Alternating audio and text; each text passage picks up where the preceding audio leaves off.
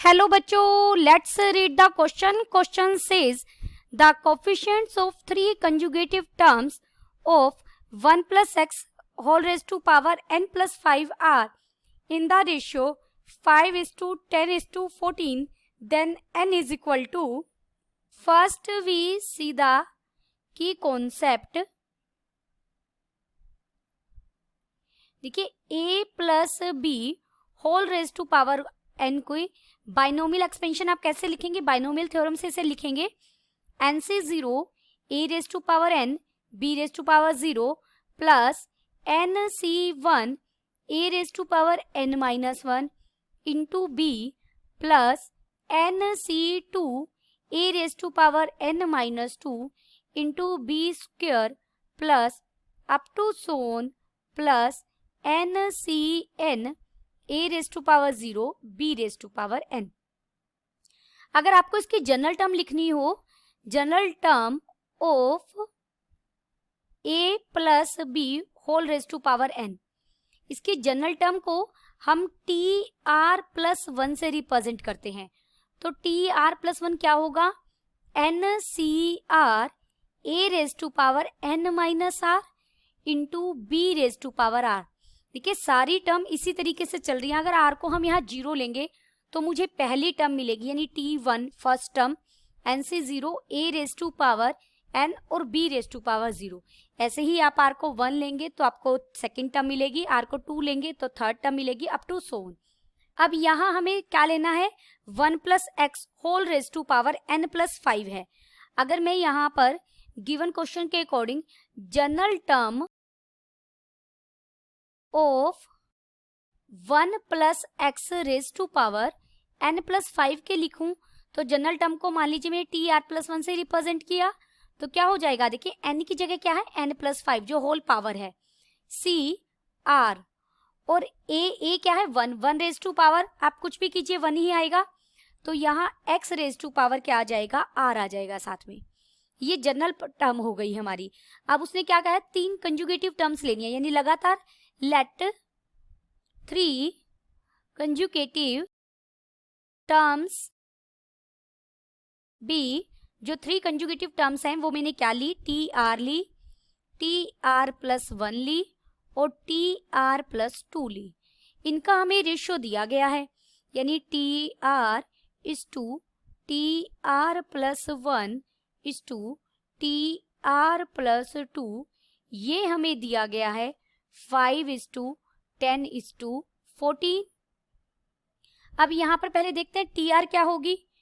Coefficient of T R, क्योंकि coefficients का ratio है ये. यस कोफिशिएंट्स है ये, यहाँ लिख लीजिए कोफिशिएंट ऑफ. तो हम सबके कोफिशिएंट फाइंड आउट कर लेते हैं. तो कोफिशिएंट ऑफ टी आर का कोफिशिएंट होगा n प्लस 5 c और यहाँ r माइनस 1 आ जाएगा. Coefficient of T r plus 1 क्या होगा? n प्लस 5 c r हो जाएगा. And coefficient of T r plus 2 क्या हो जाएगा? n plus 5 c r plus 1. तीनों के कोफिशिएंट मैंने लिखे. अब अकॉर्डिंग टू क्वेश्चन हम इनका रेशियो लेंगे. अकॉर्डिंग टू क्वेश्चन या स्टेटमेंट आप लिख सकते हैं T r plus 1 by T R. 5:10 है टी आर और टी आर प्लस 1 का रेशियो, तो ये हो जाएगा 10/5. इनके कोफिशिएंट की बात हो रही है. यहाँ कोफिशिएंट वर्ड है कोफिशिएंट ऑफ और यहाँ भी कोफिशिएंट ऑफ. तो ये क्या हो जाएगा? देखिए टी आर प्लस 1 हमने लिखा है n प्लस 5 सी आर था और divided by n plus 5 c r minus 1. ये कितना है? 10/5 का मतलब है 2/1. इसे हम सोल्व कर लेते हैं. ये बन जाएगा n plus 5 factorial divided bye r factorial into n plus 5 minus r factorial. ये जो डिवीजन में है ये मल्टीप्लीकेशन में ऊपर जाएगा. मैं सीधा ऊपर लिख रही हूँ r माइनस 1 फैक्टोरियल और ये बन जाएगा n plus 5 minus r plus 1 हो जाएगा factorial divided by n plus 5 factorial, और ये किसके इक्वल है 2/1 के। n प्लस 5 से n प्लस 5 फैक्टोरियल कट जाएगा। यहाँ देखिए ऊपर r माइनस 1 फैक्टोरियल है और n प्लस 6 माइनस r हो गया। इसे मैं लिख सकती हूँ n plus 6 minus r into n plus 5 minus r factorial, और डिनोमिनेटर में हो जाएगा r फैक्टोरियल को लिखा r into r minus 1 factorial, और साथ में मिला मुझे n plus 5 minus r factorial. तो ये इससे कट जाएगा और ये इससे कट जाएगा। This is equal to 2/1। तो देयरफॉर यहाँ से n plus 6 minus r equal हो जाएगा 2r के। देयरफॉर यहाँ से आपको एक इक्वेशन मिली है। क्या इक्वेशन मिली हमें? ये इधर आके 3r हो जाएगा। इसे मैं लिख सकती हूँ n plus 6 is equal to 3r। जो मैंने फर्स्ट रेशियो लिया उससे मुझे ये इक्वेशन मिल गई है। This is equation first. अब सिमिलरली हम सेकंड करेंगे। आल्सो देखिए कोफिशिएंट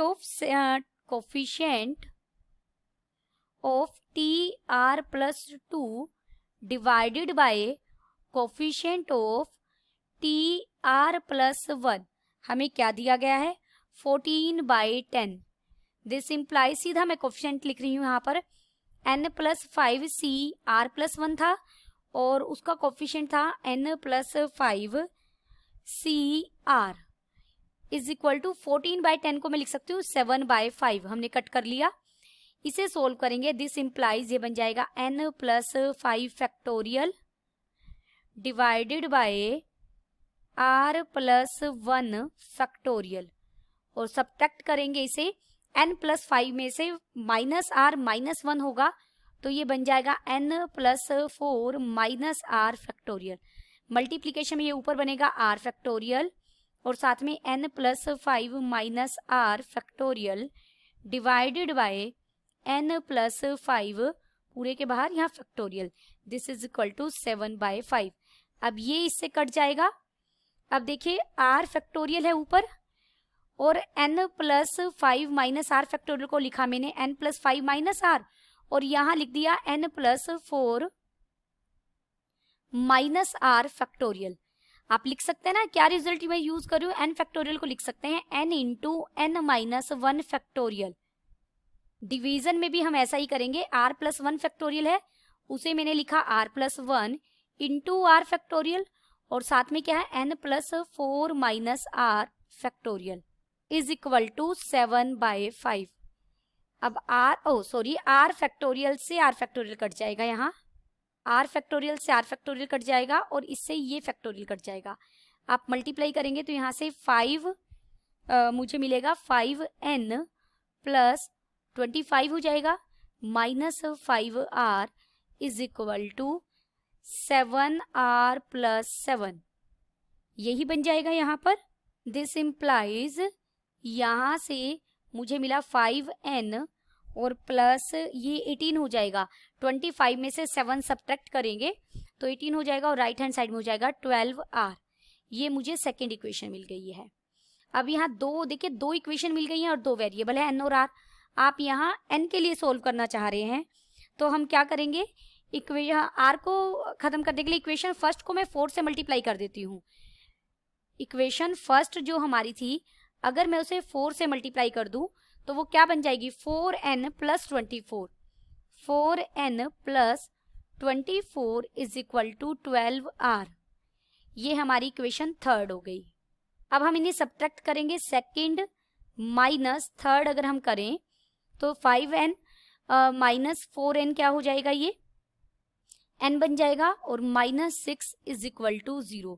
दिस इम्प्लाइज यहाँ से n क्या मिल जाएगा 6। हमें n ही फाइंड आउट करना था, n हमें क्या मिल गया 6। Then the final answer is n is equal to 6। Hope you understood it well. Best of luck.